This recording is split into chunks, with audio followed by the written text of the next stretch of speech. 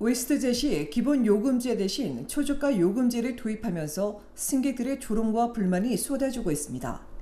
항공기 지연과 취소, 난기류, 추락 등 항공 여행이 나아지긴커녕 갈수록 악화되고 있다는 지적입니다. 지난 화요일 웨스트젯은 기내 수화물 반입 금지, 좌석 선택 불가, 환불 및 취소, 마일리지, 적립 불가 등 여러 조건을 내세우며 가벼운 차량으로 비행기만 이용할 수 있는 초저가 요금제를 내놨습니다.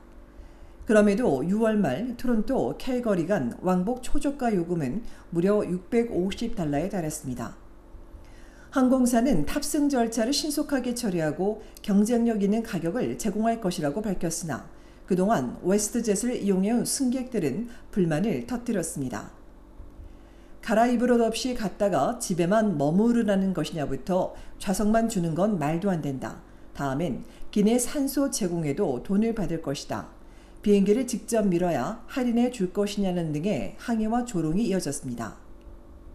또 기내 반입 불가에 옷 갈아입는 것도 이젠 사치라며 냄새나는 가장 뒷자리에 배정될 것이고 마지막에 탑승하면서 이상한 낙인이 찍힐 거라는 지적도 나왔습니다. 한 네티즌은 여러 겹 옷을 겹쳐 입은 드라마 장면을 인용해 웨스트젯을 탈 땐 이런 모습으로 타야 한다는 글을 남기기도 했습니다. 웨스트젯에 대해 성난 승객들의 불만이 한꺼번에 쏟아지는 데 반해 에어 캐나다는 웨스트젯 발표 다음 날 새로운 무료 서비스를 발표해 환영을 받고 있습니다. 국내선과 미국 노선 이코노미 클래스에 맥주와 와인, 스낵을 무료로 제공한다고 발표한 겁니다. 이에 아주 적절한 시기였다는 평가가 나오는 가운데 포터 항공사는 자산 이전부터 무료 맥주와 와인을 제공해 왔다고 강조하기도 했습니다. 승객 권리 옹호자는 웨스트젯의 결정을 비판하며 자신이라면 이 티켓은 절대 사지 않을 것이라고 밝혔습니다. 항공편에 기내 수화물을 허용하지 않는 건 비현실적이며 이 요금제는 특히 항공기 이용이 처음인 사람들을 유인하기 위한 미끼일 수도 있다며 공항에 도착 후 결국 추가 요금을 내게 될 것이라고 지적했습니다. 이어 다른 항공사들이 이 정책을 따를 수 있다는 우려도 나왔습니다. 웨스트젯에 앞서 한 유럽의 저가 항공사는 입석 전용 티켓 도입이나 화장실 사용에 대한 추가 비용을 제한한 적도 있었습니다. 다만 아직까지 입석 전용 좌석을 주문한 항공사는 없는 것으로 알려진 가운데 관련 업계에 따르면 전 세계 항공사들이 올해 항공기를 업데이트하는데 이로 인해 이코노미 승객들은 좋게든 또는 나쁘게든 영향을 받게 될 것이라고 지적했습니다.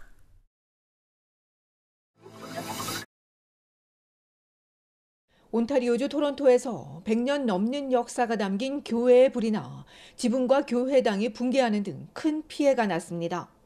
어제 아침 7시 55분경 컬리지와 던다스 스트리트 사이 글래드스톤 애비뉴에 있는 세인트 앤 교회에서 불이 났습니다. 인근에서 불을 발견한 목사가 급히 달려갔지만 돔에서는 이미 거대한 불길이 뿜어져 나왔습니다.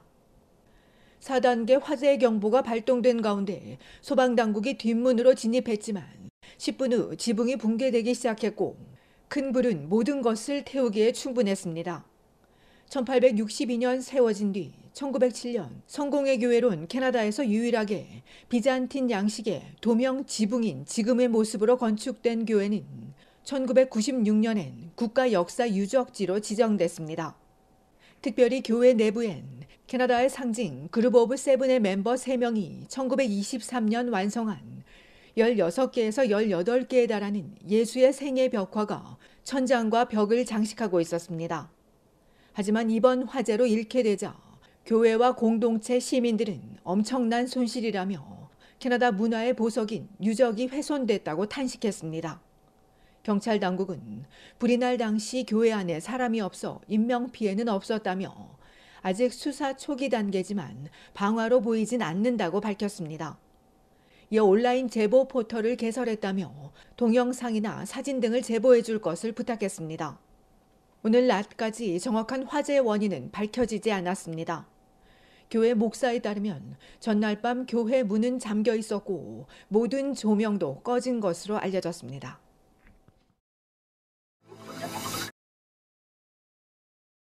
온타리오주 광역 토론토의 주택 시장이 침체기를 벗어나지 못하는 가운데 놀수역 대부분 집값이 떨어졌습니다. 토론토 스타에 따르면 놀수역 코어 웨스트 지역의 단독주택 평균 거래 가격은 199만 5천여 달러로 1년 전보다 10% 하락했습니다.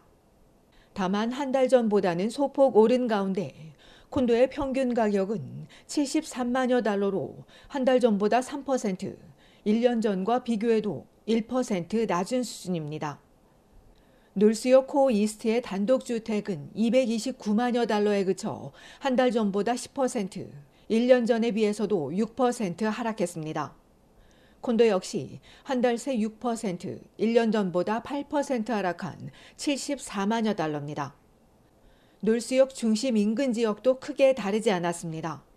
놀수역 북동부 단독주택은 전월 대비 마이너스 4%, 콘도도 한 달 새 마이너스 6%를 기록했습니다.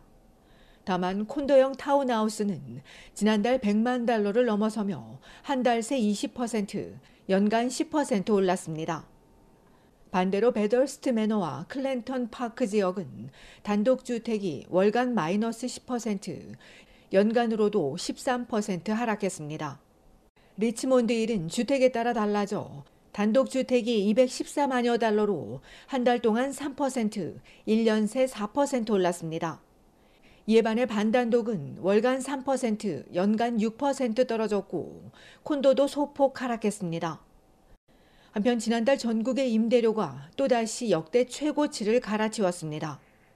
평균 임대료는 1년 전보다 9%, 한 달 전보다 0.6% 오른 2,202달러입니다.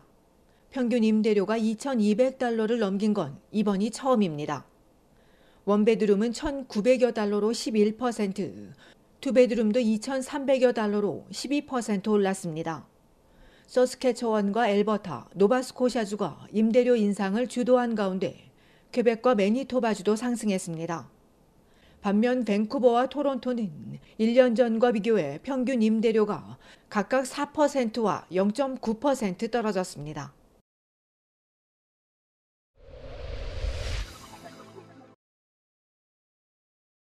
어제 아침 6시 45분 온타리오주 놀수역 레슬리 스트리트 인근 402 고속도로 콜렉터에서 물과 음료를 실은 트랙터 트레일러가 중앙 분리대를 들이받는 사고가 있었습니다. 이 사고로 다친 사람은 없었으나 트랙터 트레일러가 고속도로 동부 방면 도로 전체를 가로막았고 경찰 조사와 현장 정리, 차량 압수 등을 위해 이 구간 통행이 막히면서 일요일 12시간 가까이 극심한 혼잡이 빚어졌습니다. 토론토 경찰은 엘버타주 캘거리 출신의 20대 운전자를 음주운전과 경찰 요구 거부 등의 혐의로 입건한 뒤 구금했습니다.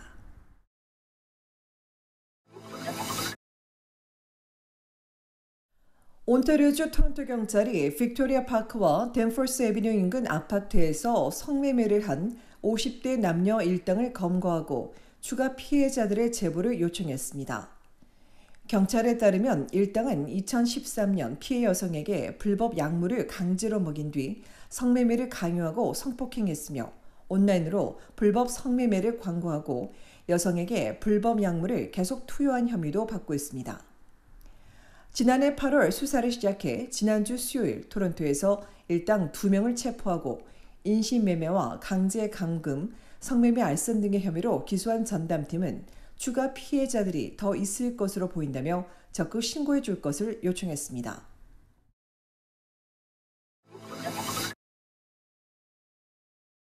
캐나다 억만장자가 40여 년간 성폭행을 저지른 혐의로 규소돼 충격을 주고 있습니다.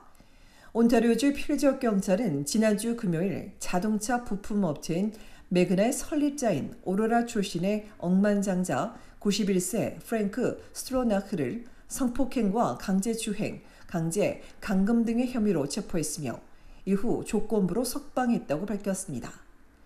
피해자 보호를 위해 구체적인 피해자 수는 공개하지 않을 것이라고 전한 경찰은 스트로나크가 1980년대부터 지난해까지 피해자들을 상대로 성폭행을 저질러 왔다며 이에 대해 알고 있거나 피해를 입은 사람들은 경찰에 협조해 줄 것을 부탁했습니다.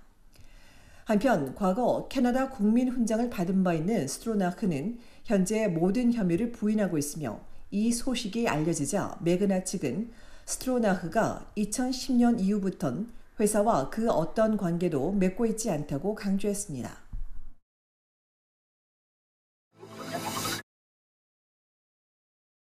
브리티시 콜롬비아주 버나비에서 13살 소녀를 살해한 범인에게 무기징역이 선고됐습니다. 사건 발생 7년 만인 지난주 금요일 BC주 법원은 1990년생인 이브라힘 알리에게 25년간 가석방 없는 무기징역을 선고했습니다. 지난 2017년 7월 18일 마지막으로 목격된 13세 피해 소녀는 다음날 새벽 버나비 센트럴파크 산책로에서 성범죄 피해를 입은 뒤 목이 졸려 숨진 채 발견됐으며 1년여간의 수사 끝에 피해자에게서 나온 DNA를 통해 2018년 9월 범행 현장 맞은편에서 모친과 살던 알리를 체포할 수 있었습니다. 시리아 난민으로 알려진 알리의 재판은 코로나19 팬데믹 여파와 피의자의 정신 문제, 피해 소녀 가족의 재판장 총기 난입 등으로 미뤄졌다가 지난 12월이 돼서야 1급 살인 혐의에 대한 유죄가 판결된 바 있습니다.